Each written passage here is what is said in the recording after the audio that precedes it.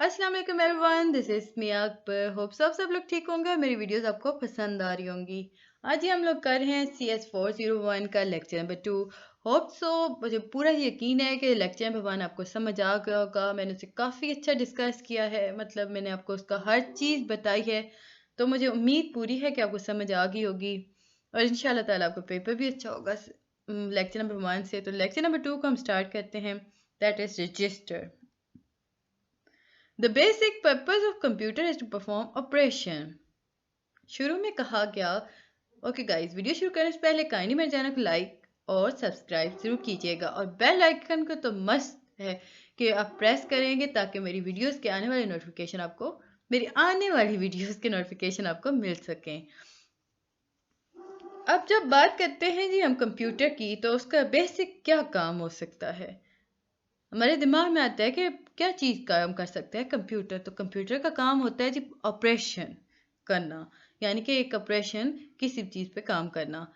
अब ऑपरेशन होने के लिए क्या चीज़ ज़्यादा ज़रूरत होती है, तो याद रखें, ऑपरेशन नीड ऑपेरेंट। अब हमने बात की कि the basic purpose of computer is to perform operation and operation need operands. What is operand? Operand are the data on which we want to perform a certain operation. Computer का काम है जी operation करना। अब operation तब ही होंगे जब apparent होंगे। Apparent होते क्या हैं? ये डेटा होता है जिन पर एक ऑपरेशन किया जाता है। These are the data. It is the data on which we want to perform a certain operation.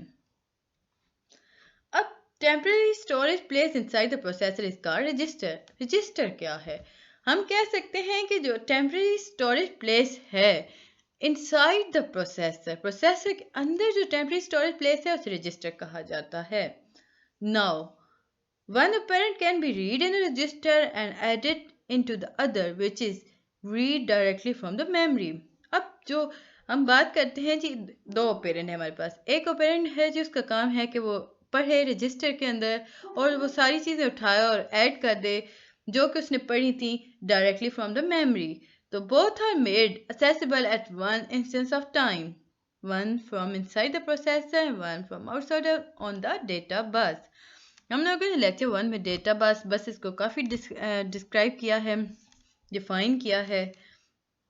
The result can be written to as a distance location as the operation has completed।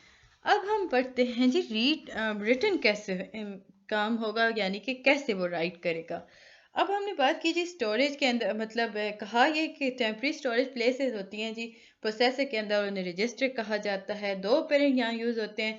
पहले operand का काम होता है कि वो पढ़े register को, और फिर दूसरे काम होता है कि वो ऐड करेगा into the other, which is read directly from the memory। अब ये दोनों जो होते हैं ये accessible होते हैं एक ही वक्त में, यानी कि one instance of time में। तो इसका मतलब ये हुआ कि अब डेटा बस ने जाके सारा प्रोसेस बताया प्रोसेसर को, और प्रोसेसर ने उससे रिजल्ट ये लिया कि अब आपने लिस्ट लिखना है। तो यूं ये एक पूरा कंप्लीट प्रोसेस हो जाता है। Register like a scratch pad RAM. अब थोड़ा सा हम उसकी डेफिनेशन को डिटेल में देखते हैं। रजिस्टर बेसिकली होते क्या हैं।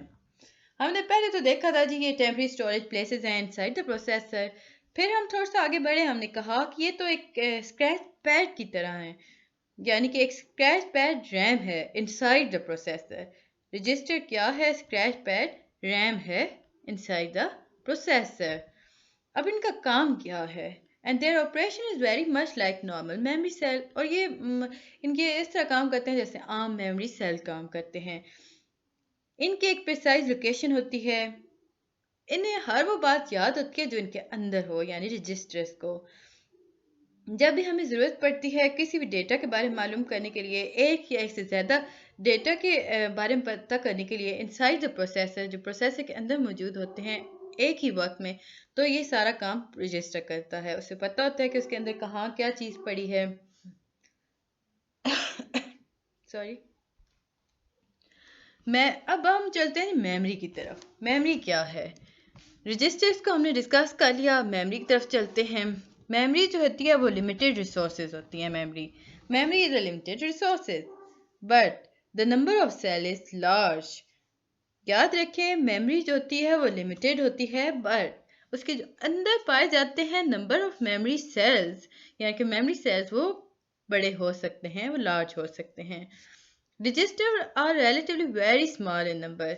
अगर हमसे कहा जाता है differentiate between memory and register, तो आप कहेंगे कि memory is a limited resources, but the number of memory cell is large. On the other hand, registers are relatively very small in number and are therefore a very scarce and precise resources. कहा यह गया कि memory limited resources है, उसमें memory cells large हो सकते हैं, but जो रजिस्टर होते हैं वो मेमोरी से थोड़ा सा कम होते हैं इन नंबर, यानी कि मेमोरी सेल्स के नंबर लार्ज होंगे, रजिस्टर्स के कम होंगे, इसलिए ये एक प्रीशियस रिसोर्सेज होते हैं। Register are more than one in number, so we have to precisely identify और नेम देम। अब जो रजिस्टर्स होते हैं वो एक से ज़्यादा होते हैं और हमें इस बात को यकीनी बनाना चाहिए कि हम उसका आइडेंटिफाई उसे सही करें, उनका सही नाम उनका रखें। Naming is use for like, अब कैसे नाम रखे जा सकते हैं रजिस्टर्स के? R1, R2, R3, so on, ABCD and anything you want. Naming is useful. अब नेमिंग क्यों यूजफुल होती है? Since the register are few in number. अब पता चलता है जी नोमेनक्लेचर। What is nomenclature? तो नोमेनक्लेचर जो होता है इसमें हम नेमिंग के बारे में बात करते हैं।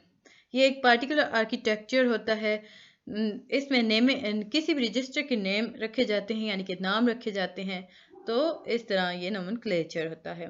ये आगे चलते हैं जी। थोड़ा सा मैं ये साइड में रखा, ये काफ़ी ज़्यादा इंपॉर्टेंट था तो मैंने इसे सेपरेट कर दिया जो आपके पेपर में आ रहा था। Index register. What is index register? Symbol. What is the symbol of index register? तो याद रखें X stand for index register. अब जो मैन्युफैक्चरर्स होते हैं ना वो वेरी करते हैं, मतलब वो अपनी मर्जी से नाम रखते हैं रजिस्टर्स के। जैसे कि अगर कोई मैन्युफैक्चरर्स का, ज़्यादातर मैन्युफैक्चरर्स के नाम रखते हैं रजिस्टर्स के उनके according to their function, like X stand for index register. This also informs us that there are special functions of register as well, some of which are closely associated with the particular architecture. अच्छा, यहाँ ये कहा गया कि manufacturers रखते हैं जी registers के अपने नाम अपनी मर्जी से। अब जब वो मर्जी देखते हैं तो वो उनके फंक्शंस को चेक करेंगे कि जिस रजिस्टर का जो फंक्शन है वो उसके अकॉर्डिंग नाम रख देते हैं, जो काफ़ी आसान हो जाता है। फॉर एग्जाम्पल भी एक्स को हमने कहा कि वो इंडेक्स रजिस्टर है, तो इससे हमें यह भी पता चला कि एक special function of register perform कर सकता है। इंडेक्स रजिस्टर के अंदर याद रखिएगा ये कभी भी डेटा को होल्ड नहीं करता। याद रखें कि index register do not hold data, instead they are used to hold the address of data. वो डेटा को होल्ड नहीं करेगा बल्कि एड्रेस ऑफ डेटा को होल्ड करेगा इंडेक्स रजिस्टर। आगे चलते हैं जी, अकोमलेटर के बारे में बात करते हैं। अकोमलेटर जो होते हैं वो सेंट्रल रजिस्टर्स होते हैं हर प्रोसेसर के अंदर।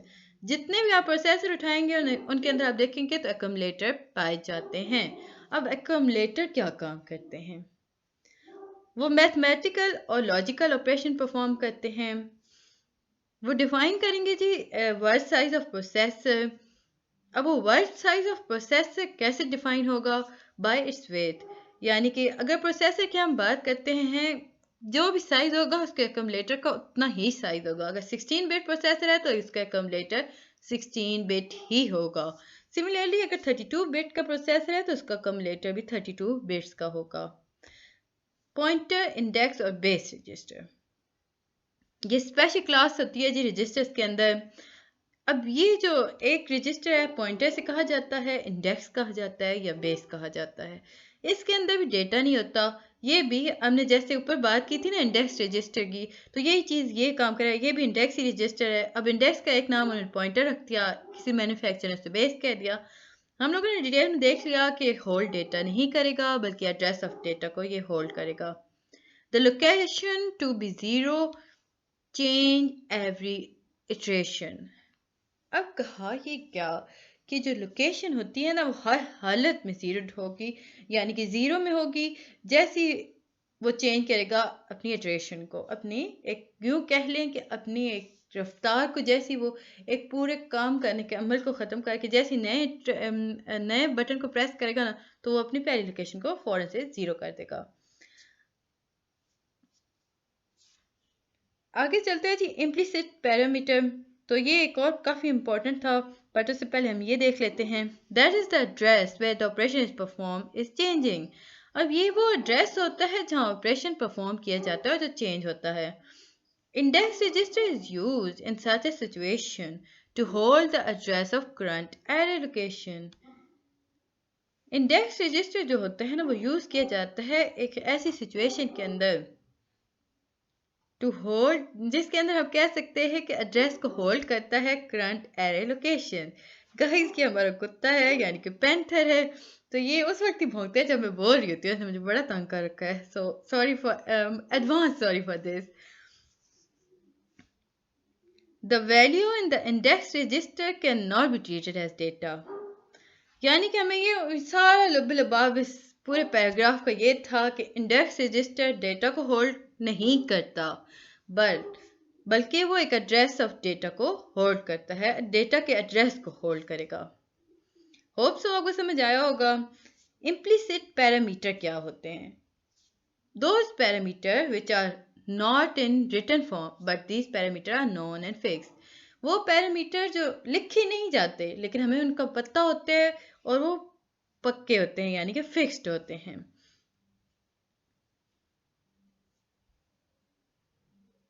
एक और हम देख लेते हैं जी, इंपॉर्टेंट है।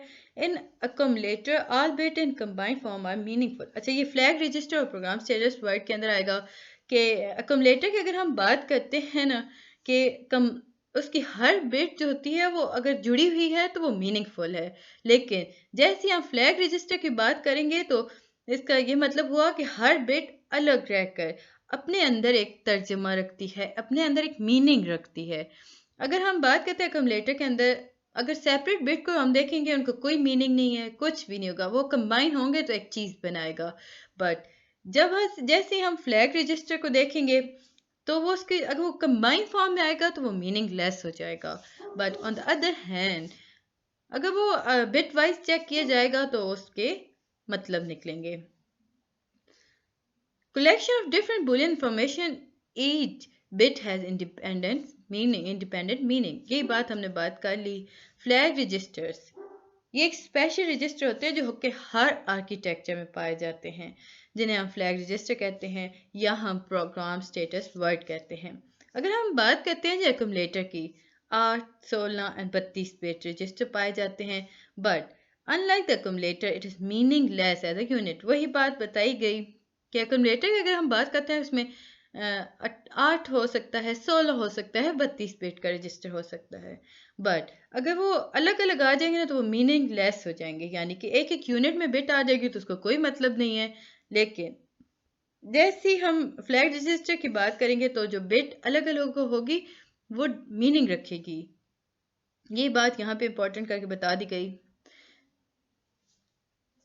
मैंने लेक्चर नंबर 1 जिन लोगों ने देखा है उन्हें पता होगा कि हमने डिस्कस किया था कि कंप्यूटर या प्रोसेसर डम मशीन है, यानी कि इसे कुछ भी नहीं पता होता सवाए नंबर्स के, यानी कि नोमेनक्लेचर्स के।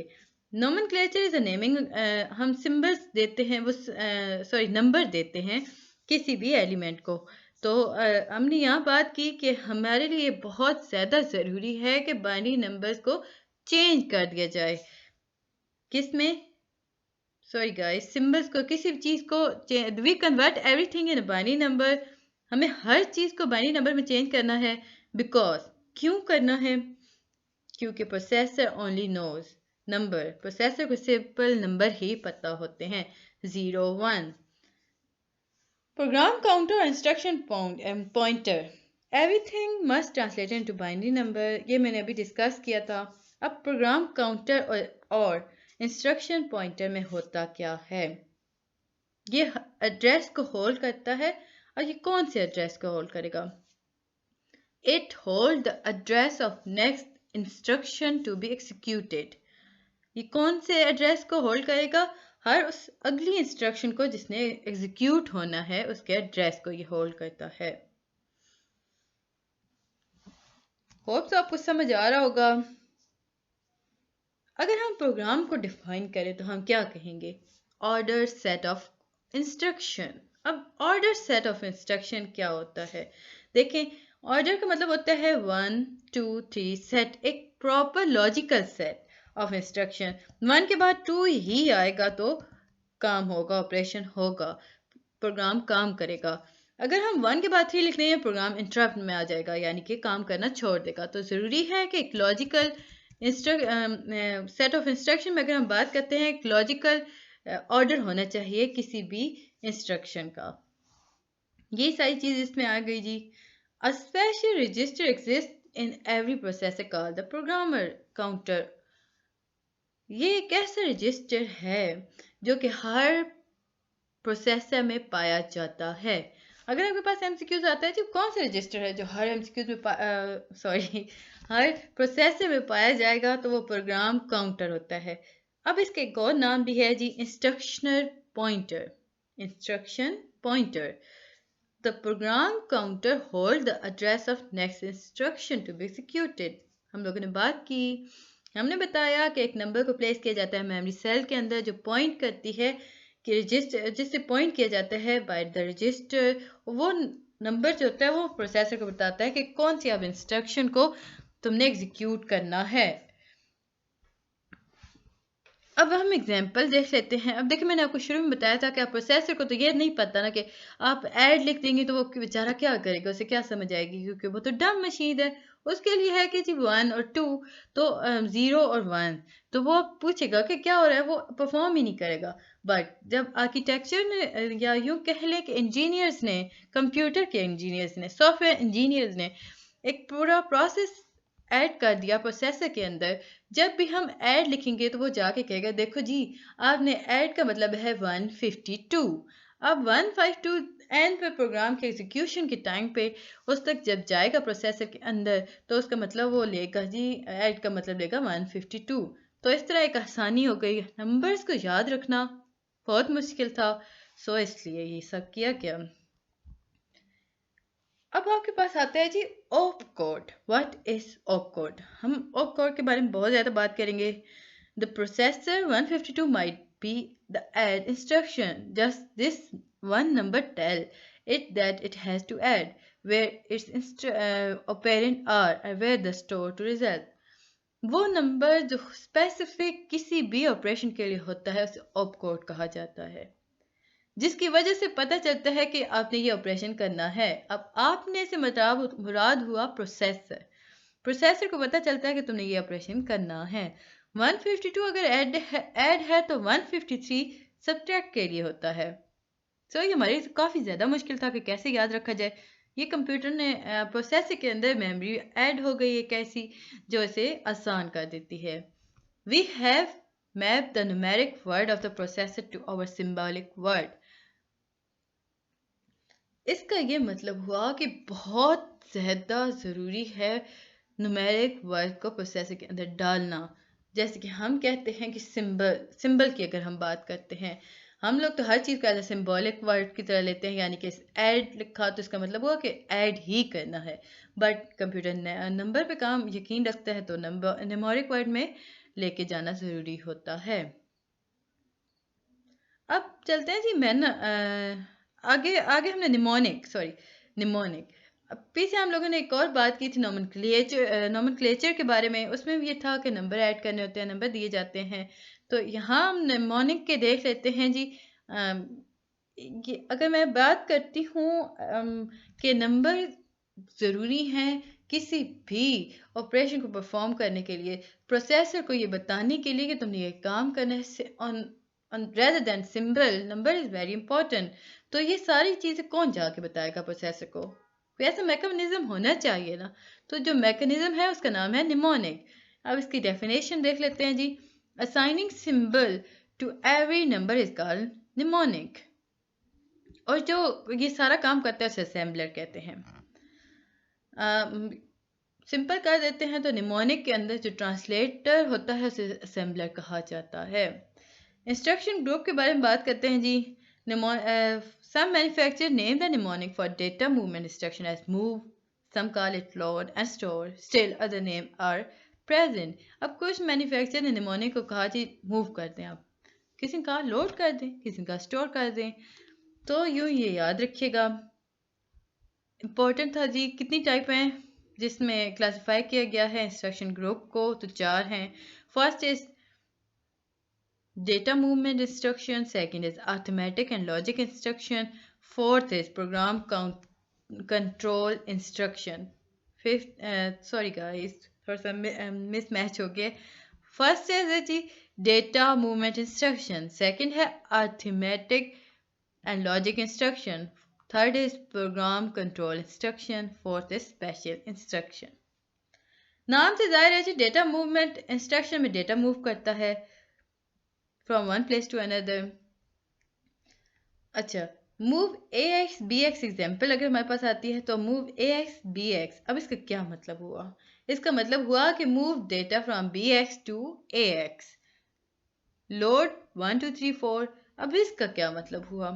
इसका मतलब होता है जी, हम सिंपल इंग्लिश में बात करते हैं ना, तो इसका मतलब हुआ कि इस नंबर को लोड कर दो अकम्युलेटर के अंदर। किसके अंदर? अकम्युलेटर के अंदर। अर्थमेटिक और लॉजिक ऑपरेशन में नाम से जाहिर है कि इसमें हम ये arithmetic instruction like addition, subtraction, multiplication, divisor, division, logical instruction like logical and और ये सारे काम करता है ये ग्रुप। तो अगर हम एग्जाम्पल्स में देखते हैं तो इसके एग्जाम्पल क्या आएंगी? And A x 1 2 3 4। अब इसका क्या मतलब हुआ? And 1 2 3 4 with ax, add bx 0 5 3 4। इसका मतलब हुआ कि 053 को ऐड कर दो bx के अंदर। तो इस अच्छा, एक और हम बात करते हैं जहाँ ये ब्रैकेट्स आ जाएंगी ना, ये इंपॉर्टेंट पॉइंट है जी आपके लिए। जहाँ ब्रैकेट्स आएंगी उसका मतलब है कि इसका एड्रेस आपने ऐड करना है। सिंपल अगर नंबर होता तो उसका मतलब था कि नंबर पूरे को उठा के bx में ऐड कर दो, बट जैसे ही ब्रैकेट आई तो उसका मतलब ये हुआ कि उस नंबर का एड्रेस, यानी कि add data add address 1200 to bx। जितना का डेटा होगा ना आपके पास, जो भी डेटा है उसे एड्रेस 1200 में ऐड कर दो। सो ये थी जी इसकी एग्जांपल। ओके जी, एक और हमारे पास काफ़ी इंपॉर्टेंट आ गया था, हम देख लेते हैं। Program control instruction. The instruction pointer point to the next instruction and instruction run one after the other with the help of this register। Program control instruction क्या काम करता है? वो कोई भी पॉइंट करेगा हर उस नेक्स्ट इंस्ट्रक्शन को जिसने रन करना है, एग्जीक्यूट करना है विद हेल्प ऑफ रजिस्टर। अगर हम बात करते हैं जी instruction are tied with one another, तो अगर इंस्ट्रक्शन हमने पहले बात की थी कि उन्हें एक दूसरे के साथ टाई होना चाहिए, यानी कि ऑर्डर सेट ऑफ इंस्ट्रक्शन होनी चाहिए टू बी एग्जीक्यूशन। बट कभी कभी प्रोग्राम बनाते हुए हमारा दिल करता है कि जी हम पहली इंस्ट्रक्शन को उठाएं और तीसरी को उठाएं, तीसरी के बाद हम छठी पे चले जाएं, तो ये कैसे मुमकिन होगा? तो ये प्रोग्राम कंट्रोल इंस्ट्रक्शन ही एक ऐसा तरीका है जो उसे बनाएगा, यानी कि इस काबिल बनाएगा कि वो मूव कर सकें। अगर हम बात करते हैं ये क्या काम करेगा, ये बेसिकली चेंज करता है इंस्ट्रक्शन पॉइंटर को। ये क्या काम करेगा? It basically change the instruction pointer. Compare ax with 0। ये हमारे पास एग्जांपल्स हैं जी इसकी। Special instruction, in this behaviour of processor are change और मॉडिफाइड। अब ये वो इंस्ट्रक्शन है जिनके अंदर ये एक और ग्रुप है जी स्पेशल इंस्ट्रक्शन का। अब ये क्या करता है? ये अलाउ करता है स्पेसिफिक बिहेवियर को चेंज करने के लिए प्रोसेसर के अंदर। अब प्रोसेसर को वो बताएगा कि तुमने ये काम चेंज करना है या अपने आप को मॉडिफाई करना है।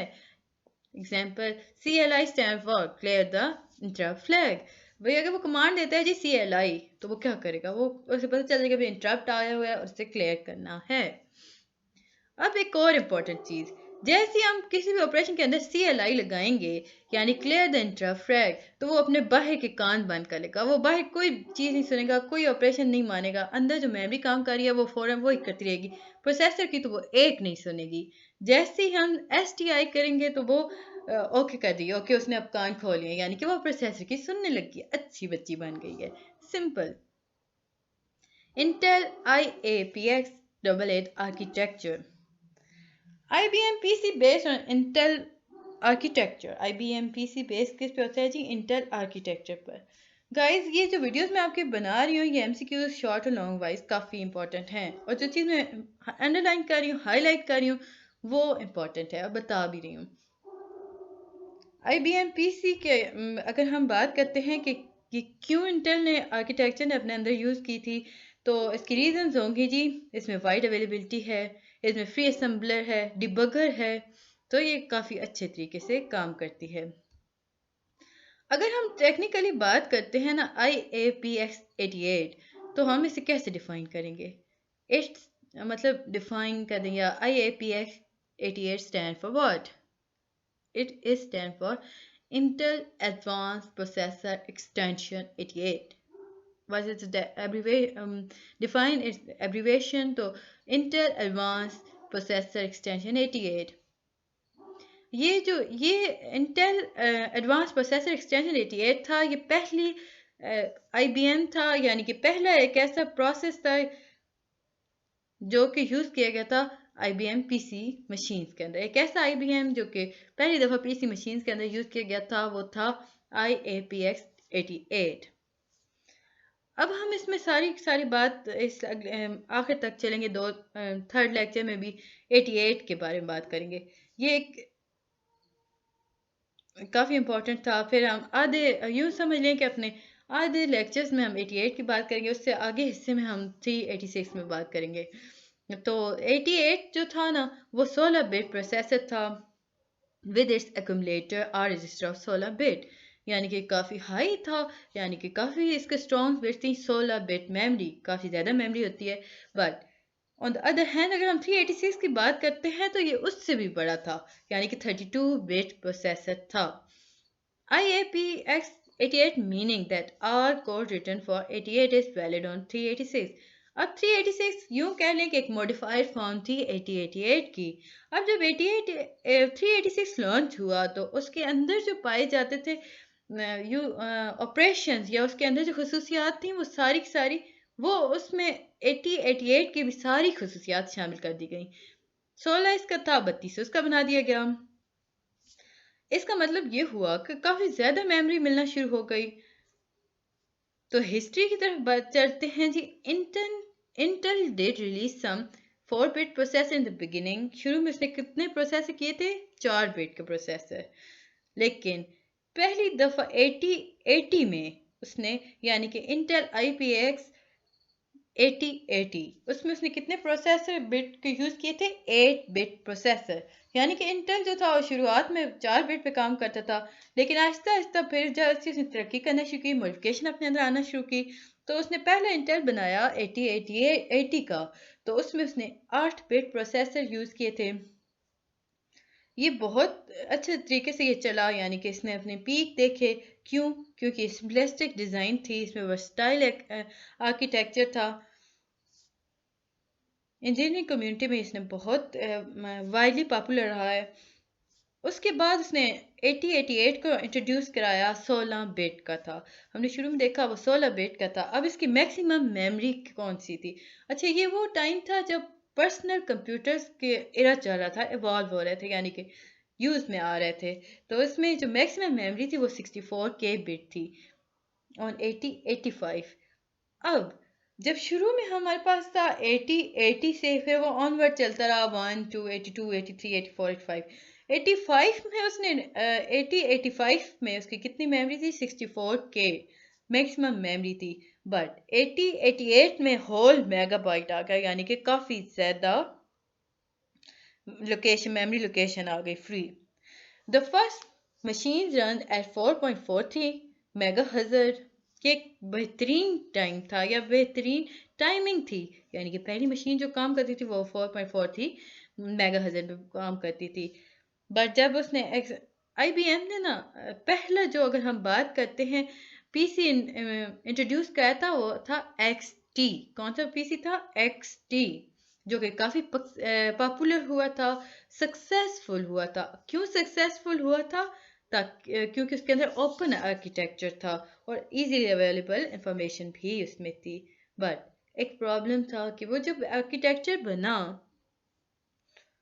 तो वो सिंपल उन्होंने 5 ईयर्स के लिए रखा था, बट आहिस्ता आहिस्ता उसमें इतनी इम्प्रूवमेंट लाई गई कि वो 25 साल या उससे ज़्यादा के टाइम पीरियड के लिए आ गया। उसमें मेमोरी लोकेशन काफ़ी ज़्यादा फ्री थी। तो ये था जी हमारे पास लेक्चर नंबर 2। होप सो आपको समझ आया होगा। कोई चीज़ इशू करिए तो मुझे ज़रूर बताइएगा और काइंडली पूरी वीडियो देखिएगा। मिलते हैं जी नेक्स्ट वीडियो में, तब तक के लिए अल्लाह हाफिज़।